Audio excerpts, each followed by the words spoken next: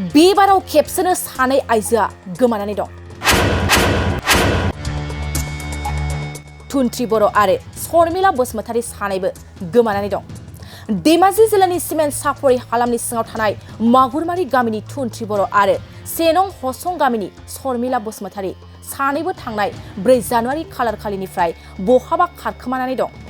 Cement सापरियाव थांनो होनानै सानैबो जयै 4 जानुवारि खालिनो न'निफ्राय ओंखारलांदोंमोन, नाथाय दिनैसिम न'आव फैफिनाखिसै। खौरां मोननाय बादिब्ला थुन्थ्रि बर'आ सानै गथ'नि बिमा आरो शर्मिला बसुमतारीया सासे गथ'नि बिमा। नखरनि गथ' गथायनि इयुनखौ नायनानै दा नखरनि सुबुंफ्रा बिसोर सानैखौ हालाय हाफाय नागिरगासिनो दं।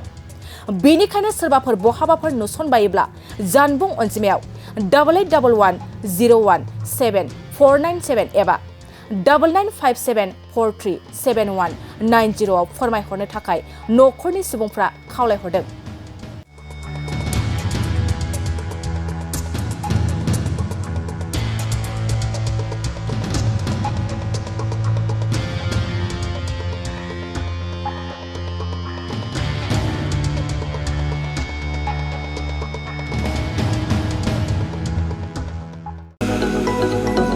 क'क्राझार सहरनि साखाथि थिथागुरियाव थानाय मानास पाब्लिक स्कुला 2024-25 सोलोंथाइ बोसोरनि गोदान मुं थिसननाया सोलिगासिनो।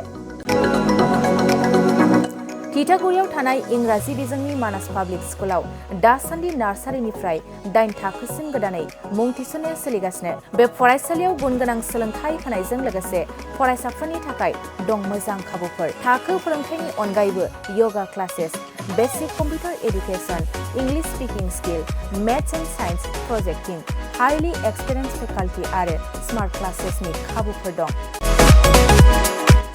बेजों लोगोसेनो बे फरायसालियाव हौवासा आरो हिन्जावसानि थाखाय आलादा हस्टेलबो दं। गोसो गोनां बिजाथिफ्रा थिथागुरिनि मानास पाब्लिक स्कुलाव मुं थिसनोब्ला नैबे जानबुं नम्बर 6000853288 6000489621 9101008849 कल खालामनानै सुलाद लानो हागोन।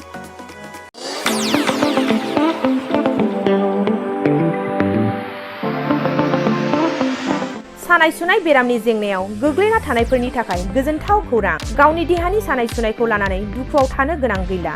जुदि नोंथाङा सानाय सुनाय दंब्ला जिंगासिनांगौनि गोनांथि गैया।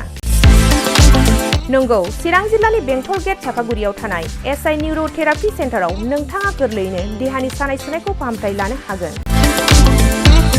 बे सेन्टाराव सिं सानाय, आफादावरि सानाय, मोदोम जरा सानाय, आइजोफोरनि जेंना, खर' सानाय बायदि बायदि रोखोमनि बेरामखौ फाहामथाय होनाय जायो।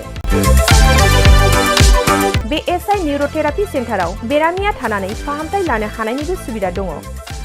नोंथाङा एसआइ निउर'थेरापि सेन्टाराव फाहामथाय लानो गोसो दंब्ला नैबे जानबुं नम्बर 7620160459 नङाब्ला 9476977956 आव थोंजों सुलाद लानो हागोन।